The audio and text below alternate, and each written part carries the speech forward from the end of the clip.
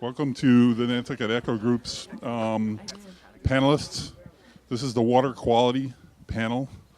My name is Peter Brace, and I'm going to be moderating. Each panelist is going to get 5 minutes to talk, and then when that's done, there'll be 10 minutes of questions from the audience.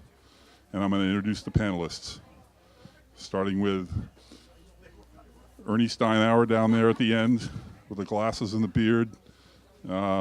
He's the Massachusetts Audubon Society's property manager, is that right?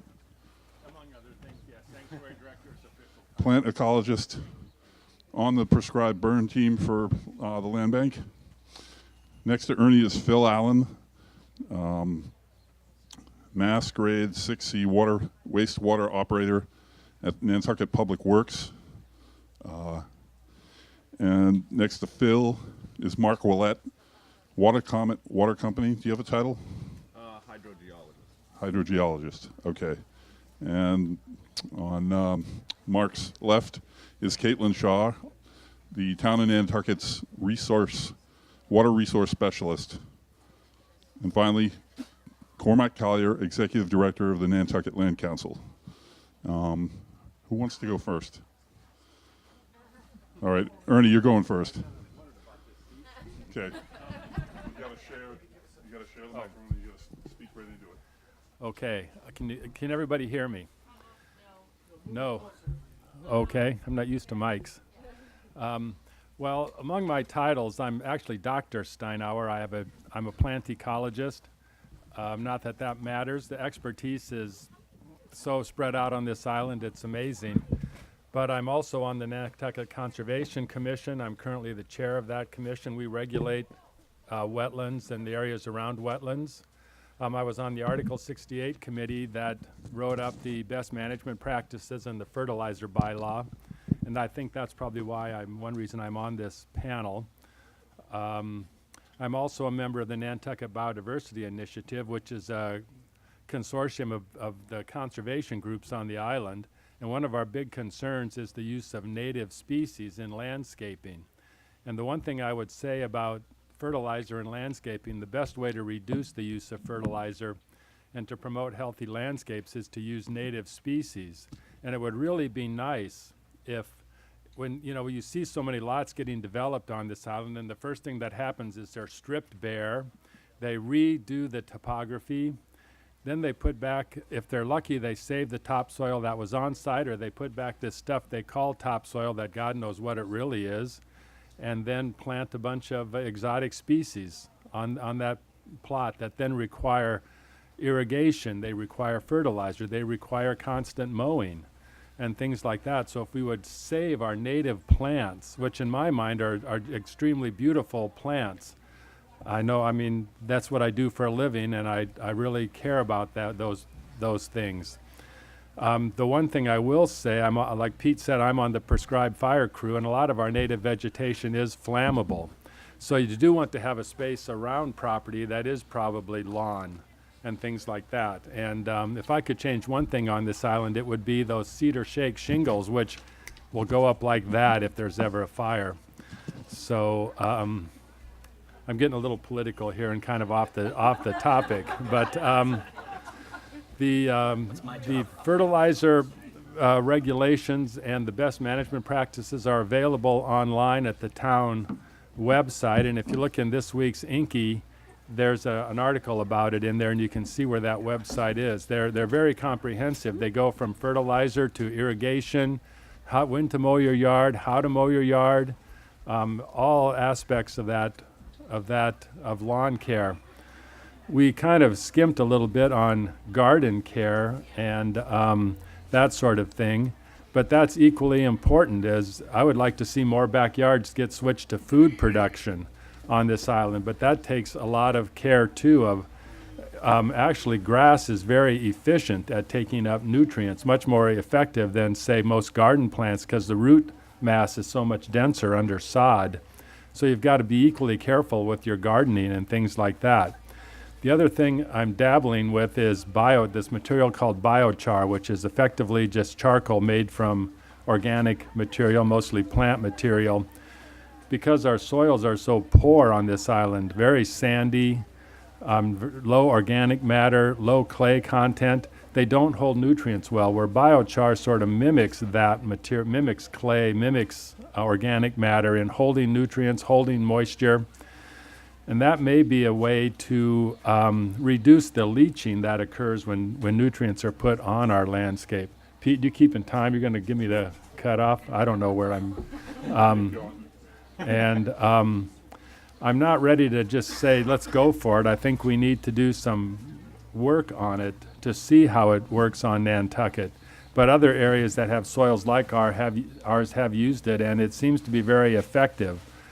I would love to see the town take all that organic material that accumulates at the dump and turn it into biochar. They could sell it to landscapers. They can use the process of making it to heat buildings or to generate electricity. And then it also ties up carbon for a long period of time. It's a way to stabilize carbon that doesn't contribute to global warming because it's stable in the soil, which may be the drawback to it, is it probably lasts thousands of years. And if it's not good and it's going to last 1,000 of years, then you got a very long-term problem. But I haven't heard those kind of problems arising in other places. So with that, I'll turn it back to Pete. Thanks for listening. Thanks for everybody coming to this. Okay. Go ahead, Phil. Hi, my name's Phil Allen. As Peter said, I'm a grade 6 wastewater operator at our facilities on Nantucket. We have 2 facilities, a grade 4 out in Sconset and a grade 6 out in Surfside. Just at the Surfside plant alone, we handle about 500 million gallons of wastewater a year. We are staffed right now with 10 full-time employees. There are 5 grade 7s, there are 4 grade 6s, and 1 grade 4. These grades are nothing to bat your eye at. In all of Massachusetts, we have 450 grade 6s. You have 9 of them on Nantucket between your grade 6s and 7s. So we are very educated in terms of the processing of the wastewater that we handle. One of the things that we probably all did today was we woke up, got up, went to the bathroom, showered, brushed our teeth. And we do this, all of us do this. We don't think about the water we use sometimes and how we use it and what we're putting into the systems. I know firsthand, because that's my job, to service the 37 miles of collection system that we have. We've got 13 pump stations, and to maintain the 2 different plants. The myriad of debris that we see in the system that should not be in there is amazing. It goes from hypodermic needles to articles of clothing to pieces of wood, pieces of boats. All of this should not be in a waste system. I encourage anyone that wants to know more about our facility and what we do to take the pamphlets that I have brought over there. A big thing that we can all do is to make sure that the only thing that goes down a toilet is toilet paper. It's not a trash can with a handle. It's there for one reason only. And the other thing that's a huge concern is grease. It might go down there in a liquid form, but as soon as it gets out into the cold pipes, it just creates a huge, huge problem for the collection system as a whole, all the machinery, and it requires a lot of cleaning and a lot of effort on our parts, especially with some of the areas of sewer on the island being in the state of disrepair that they're in. As we all know, we voted in $42 million to repair and expand the facilities that we have. I think that was like perhaps the smartest thing I've seen in a long time in terms of spending that money. That being said, to walk you a little through how the waste is handled once it comes there, I like to tell people I help operate one of the biggest, dirtiest fish tanks on the island, and that's what it basically is. The waste comes in, and after we let it settle out. If you can imagine stirring up a glass of water and putting some sand in it and then letting it settle. Once we get that waste out, Then we take the remaining waste there and it goes into other tanks where we biologically treat it. It goes through 2 different stages of biological treatment, an anoxic, which means it has very little oxygen, and then aerobic, which means it has a lot of oxygen. And after this process, after we go through this entire process, by the end of the whole process, our effluent is treated not with chemicals, we treat it with UV ultraviolet light, and then it goes out into our infiltration fields, where when it leaves our plant,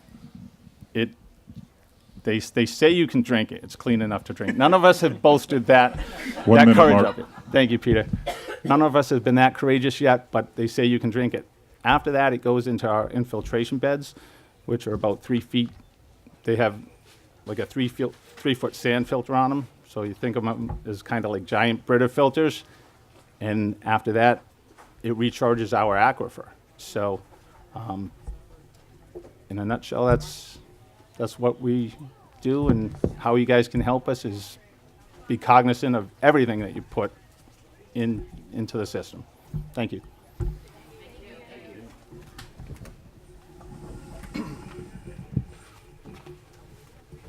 Okay, I'm Mark Willa. I am the hydrogeologist with Comet. I think we should all get some money together and see if we can pay the wastewater guys off to take a sip at the end of the line. I know. I will if you will, Mark. I don't know. We're kind of responsible for giving him all of their work. We consider ourselves at Comet kind of the guardians of the aquifer. I don't think there's any other group on the island that has spent as much money researching our groundwater as we have. Just last week, the USGS was down again, doing a bunch of geophysics. We spent a week and a half doing even more work. We're trying to cover the entire island instead of just our pumping areas. We're getting great information. I think we're the only local water department that had their groundwater 3D model crunched at Los Alamos on a supercomputer. We're very fortunate to have individuals at the USGS and outside the professional community get involved and help us with that. The reason why we do all of this is because, as we all know, the island is just booming at an incredible rate. When I started in 1999 at Comet, we never thought we would get to 3 million gallons a day. That was huge. And then we got to 3.5, and then we got to 4.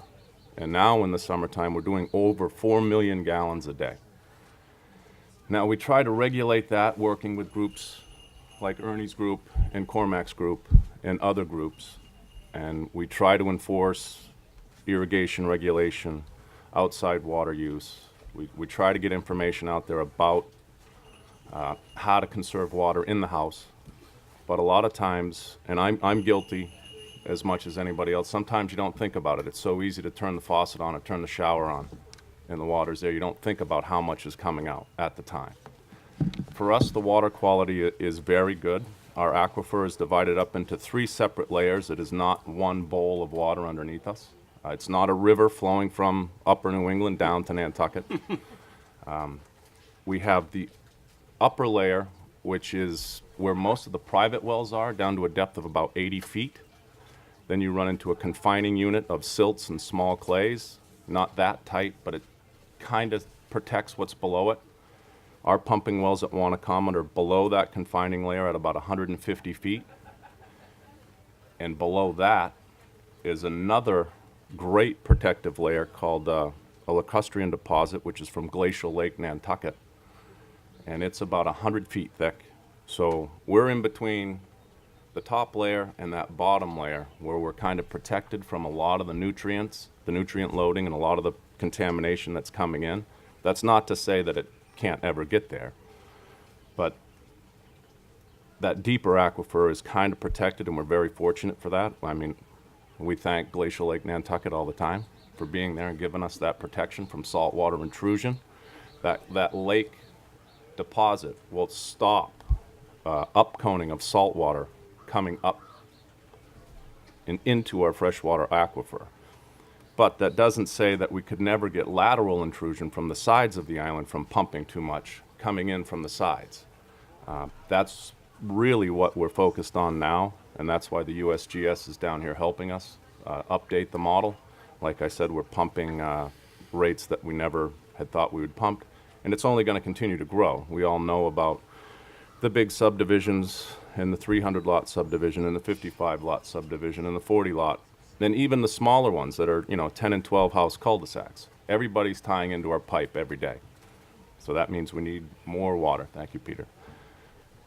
But if we continue to, maybe do more of these, I'd like to thank everybody that started this and put in their time to get this going. I think it's great that we can get together and talk about this stuff, and I think that's where it starts. And if we can get continued effort from, everybody up here in their groups, which I know they'll do, everybody does a great job. And we need to start paying attention because, we're really, really starting to push the limits of the island if we continue the way we're going to go. And that would include our water. And if we don't have fresh water, there's not many of us are still going to be here. Thank you.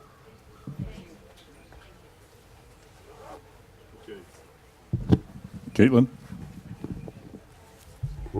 Hi, I'm Caitlin Shaw, and I work for the Natural Resources Department. I'm going to tell you a little bit about what our water quality initiative is, and then I'll go into some of the issues that we're concerned about primarily in our sampling and what we do. First of all, the Natural Resources Department doesn't just do water quality. We also house the Conservation Commission, the enforcement of shellfish and fishery regulations. We have an oyster reef restoration project that some of you might have heard of, the Shuck It for Nantucket initiative, and our shellfish hatchery at Brant Point, which enhances the natural population of bay scallops and other shellfish. So my responsibility as part of the department is water quality. And we monitor and assess and analyze the water quality of Nantucket's harbors and ponds. We also test the bathing beaches weekly during the busy season in the summer to make sure that there's not levels of bacteria that would be too much for swimming. So we do that weekly, along with the health department. We aid in the management of Nantucket's resources as well. So sometimes we'll have meetings with the Board of Selectmen, and they'll bring up some issues that they want us to look into. And so we'll look into them in terms of research and analysis of if those ideas are feasible and how they can get passed through in terms of management. We also try to promote the best management practices in terms of fertilizer within the watershed protection zones, and working with the health department and the land council on getting all of those commercial applicators knowledgeable in when they should be applying and how much. And we oversee and coordinate the pond openings as well. So those are just some of the general things that we do. In terms of more specific initiatives that we have going on this year, we've started to conduct pre and post pond opening measurements of water quality. So when I talk about water quality, we're looking at the salinity, temperature, the nutrient content, and the chlorophyll content, and sometimes the pH as well of the water that we take samples of, and then we send it out to a lab to get analyzed for nutrients. So that's new last year that we started taking measurements to look at the differences in water quality from those pond openings. They are primarily for enhancing the fishery runs of the fish that come from marine water and go into freshwater to spawn. But it has the added benefit, those pond openings, of flushing the water inside of the ponds and getting a little bit of a flush out of the nutrients that those watersheds have brought into the pond itself. And I invite you guys to take a peek at the watersheds here on the island. I brought a map that Peter was nice enough to get done through the town GIS department. And it's really interesting to look at the watersheds and really see if a drop of water or water that you use lands on this certain area, it's affecting this watershed and this water resource, whether it be Nantucket Harbor, Nantucket Harbor, or any of the ponds. A lot of people don't realize that things that go on pretty far away from the edge of that water body are still affecting the water in that inside of that harbor. In terms of that, the biggest issue that we're concerned about currently, and worldwide it's an issue as well, is a nutrient enrichment. And just really briefly, nutrients from wastewater, stormwater runoff from impervious surfaces, and fertilizers, as well as atmospheric deposition and natural sources like rivers and point sources like the landfill and that sort of thing. They bring nutrients into a system. Those nutrients cause plants to grow really fast, and that growth of plants causes the water clarity to decrease. And that lower water clarity isn't good for resources like eelgrass. And as we know, a big fishery here is the scallop fishery, and scallops require habitat in eelgrass to survive. So we need to think about this. The term for that progression is called eutrophication, and I talk about it a lot because that progression is something that we really need to be careful with moving forward. And that's why it's really great that now with the passing of the sewer extension, we have pre-water quality information, and we're going to be able to see the impact of those changes because of fertilizer management and because of extending the sewer project. And it's going to be really exciting to see those differences in our data. And I have a couple of pamphlets that you guys can grab. They have all of our social media. We invite you to follow us on Facebook and see what we're doing and take part in either moving of seed scallops or coming out and seeing what water quality is all about, or inviting us to your school program and teaching your kids, because one of our biggest things is trying to get people to understand what the issue is and understand how they can help to fix some of the issues that are going on with nutrient enrichment. So thank you. Thanks, Caitlin. You're up, Cormac. Thanks, everybody. Cormac Collier. I'm the Executive Director of the Nantucket Land Council. I have the honor of being fifth, so I might be a little redundant. The Land Council, for those of you who don't know, we're a nonprofit environmental agency organization on the island. We've been around since 1974. Our niche is essentially to be the advocacy organization, to be the voice for the environment on the island. We're before every regulatory body to speak out for the natural resources as they deliberate and decide upon development applications. We work hand in hand most of the time with the Board of Selectmen and other policymakers in terms of putting forth appropriate policy that takes into consideration the environment. And we also have 3 other programs that we work on. One is open space protection. That's somewhat separate from the Land Bank and the Conservation Foundation. We also do a lot of education in the schools and in the community. We do some research with water quality, somewhat to supplement some of the stuff that Caitlin's doing. And then, as I said, our advocacy. So one thing that I just wanted to say, which Caitlin somewhat stole my thunder on the watershed issue, but I think it's so important that it actually does warrant some redundancies in terms of thinking from a watershed perspective.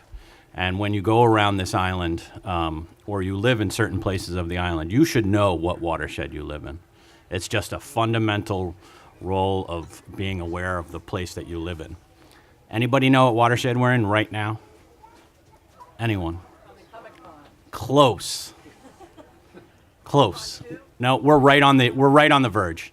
We're right on the verge. To actually get the correct, exact delineation, portions of this property goes down to the ocean, and then portions go through a series of wetlands and groundwater infiltration down to Hummock Pond. So when I was, just as an example, when Michelle and Sustainable were trying to get the community garden going, what should their first number one issue be? It should be where they are in the watershed. And they realized that they were on the cusp of Hummock Pond and watersheds going down to the south as well. So they're very cognizant about what sort of applications, fertilizer applications and other things they're utilizing. In terms of just advancing water quality protection, where are we right now? Well, Mark discussed somewhat in terms of the groundwater protection and all the work that Wanna is doing. There are certain regulations. There's a wellhead protection district that certain regulations adhere to in terms of if a developer has certain uses that they would like to go through the planning board or through other agencies, they have to adhere to those. Mark's boss, he has to sign off on a water quality certificate for most developments that are in those zones. For the other watersheds, as are described on that map, really what we're most concerned about is, as these people have already described, septic systems, the effluent coming from them, other land use practices such as fertilizers, stormwater runoff, and also impervious surfaces, which sort of go hand in hand with stormwater runoff. Where are we right now? So where's the future? Where are we going with it? Well, we were very lucky that the town meeting and then subsequent vote at the ballot box, we extended sewers. We'll be extending sewers, have the financial resources to extend sewers through SHMO. The Board of Health recently adopted new regulations requiring what's called an alternative innovative system. It's a denitrifying septic system. Upon certain conditions that a homeowner meets, they have to install one of these denitrifying systems. This is from SHMO all the way to Wauwinet. We're working very hard on the fertilizer. This is not an overnight issue. This is going to be decades of education that's necessary. And when I mean fertilizer, I don't mean organic or synthetic. Nitrogen is nitrogen when it comes to water quality.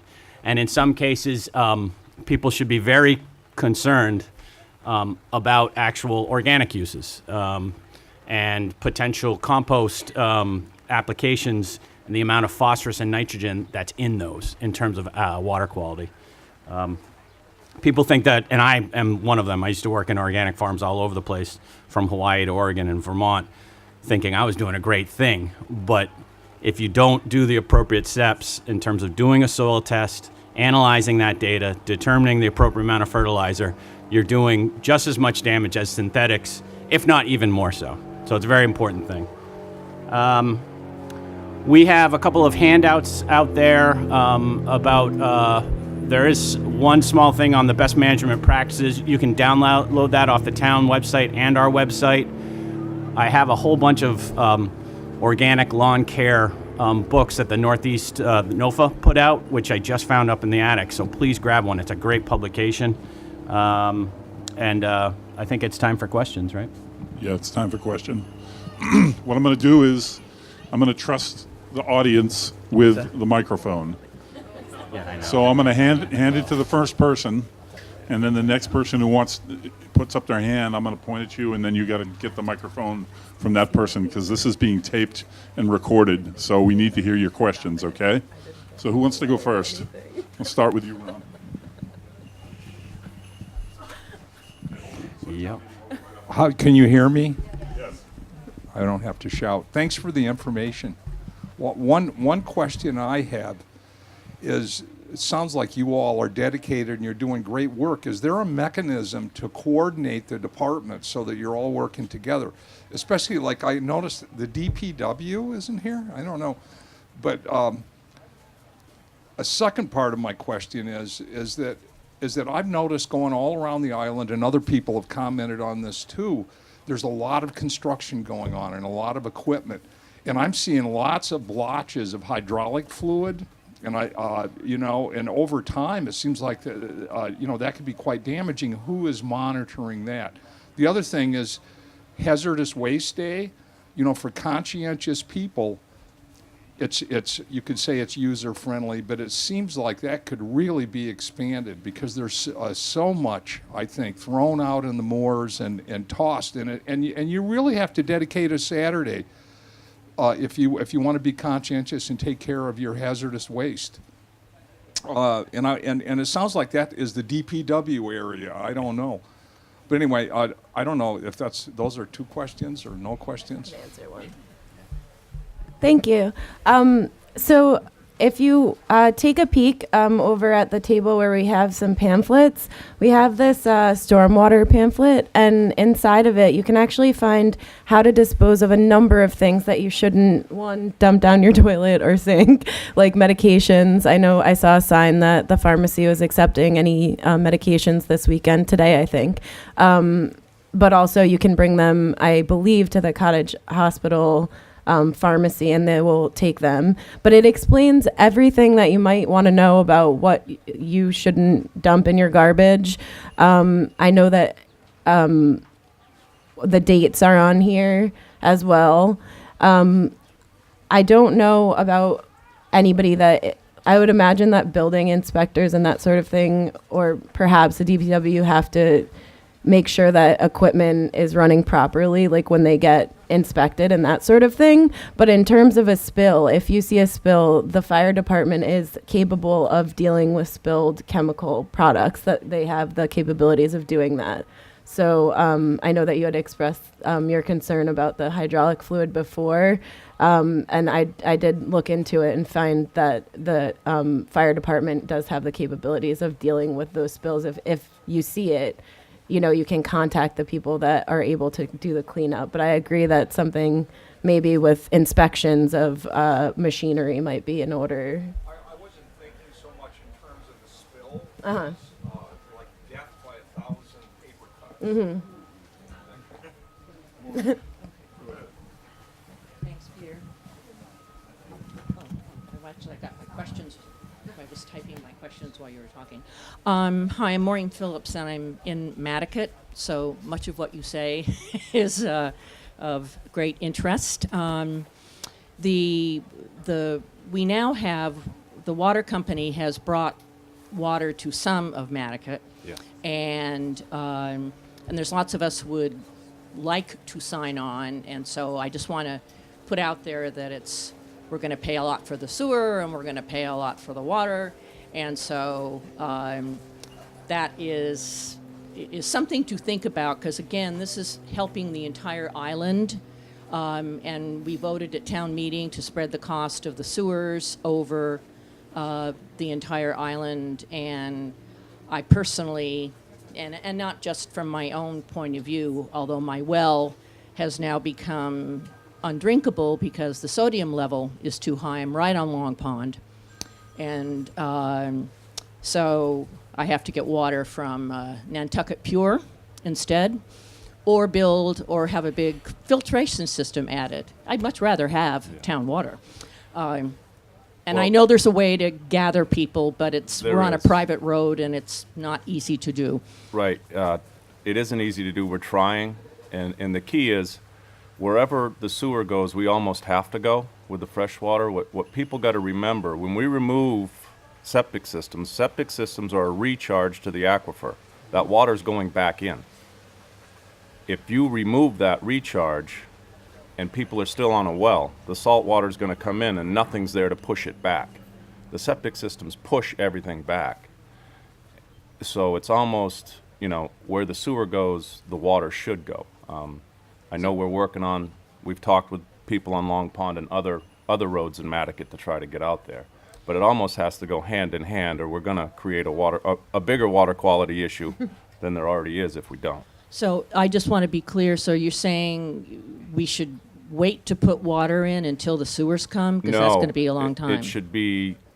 Go on water as soon as we can and then shut off our well? Yeah, you should be connecting to water, because once the sewer gets out to Nantucket, if that does happen and it all goes out, then water should go where sewer goes.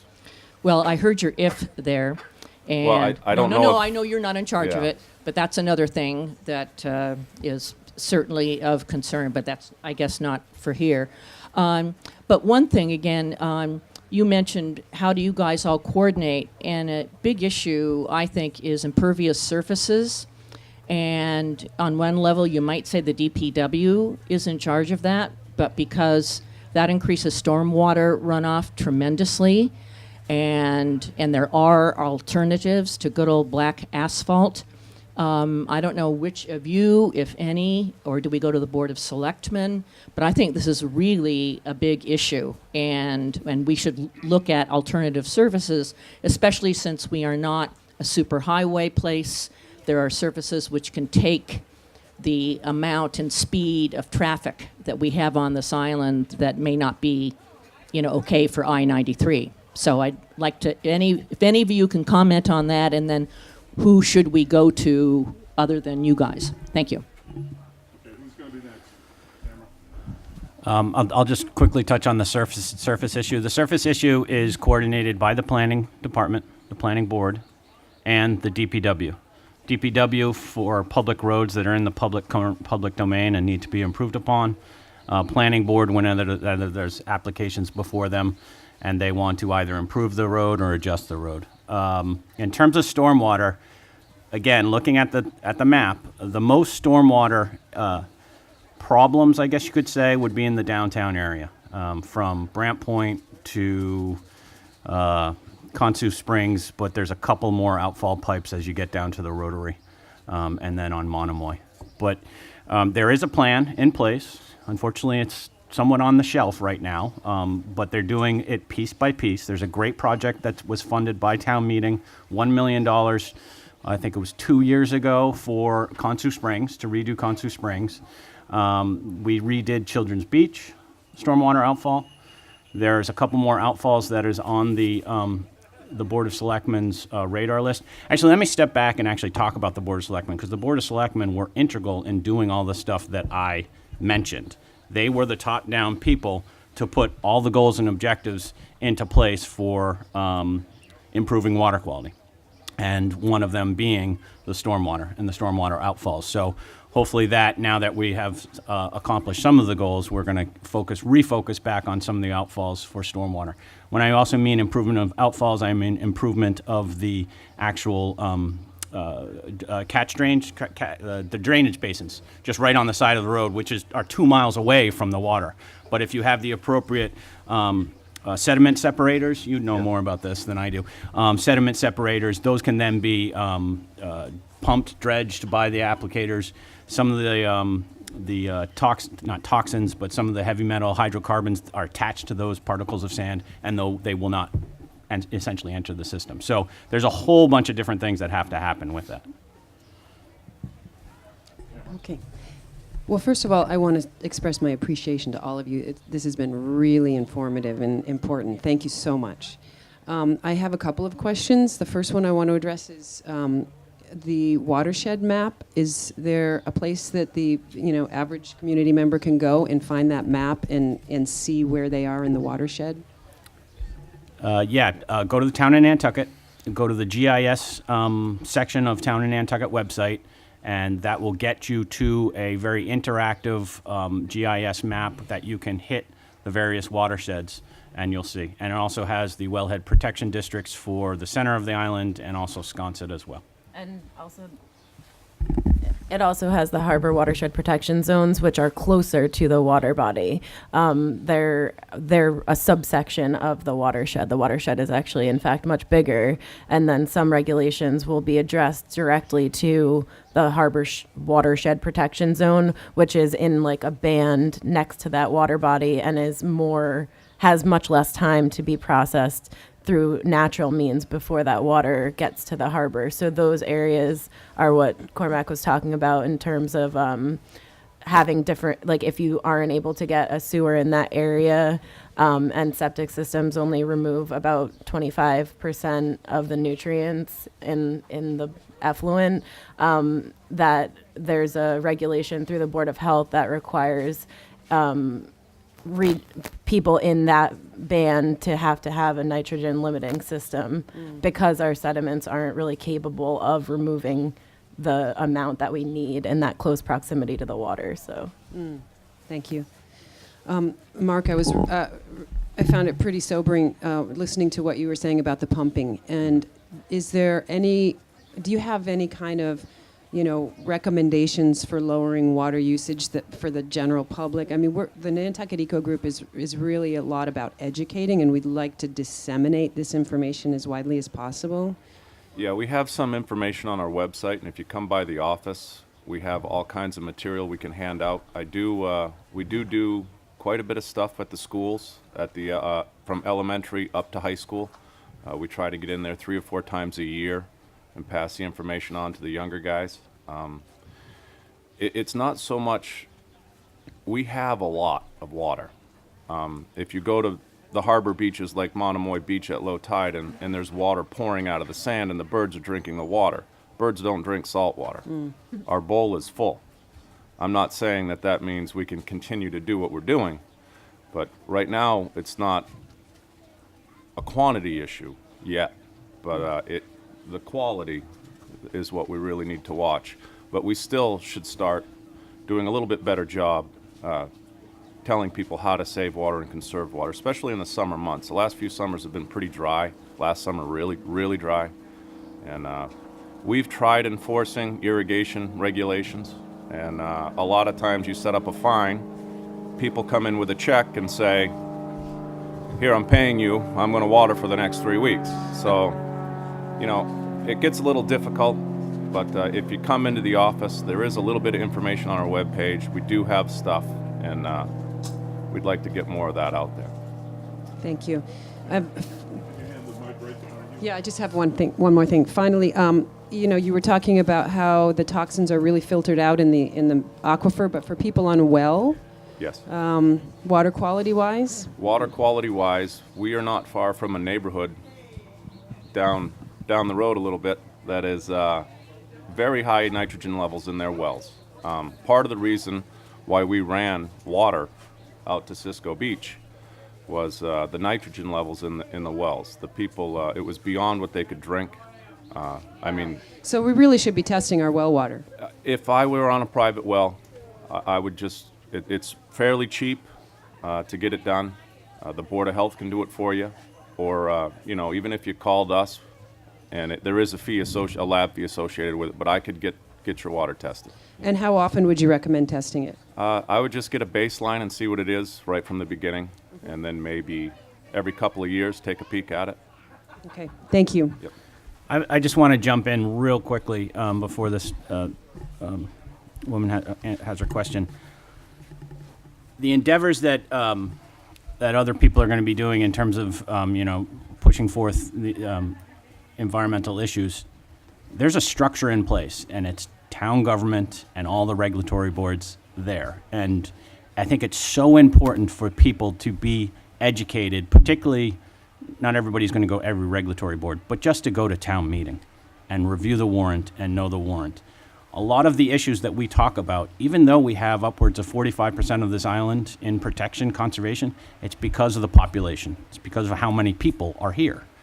And there's certain, year after year after year, there's certain issues before town meeting that will promote more people being here.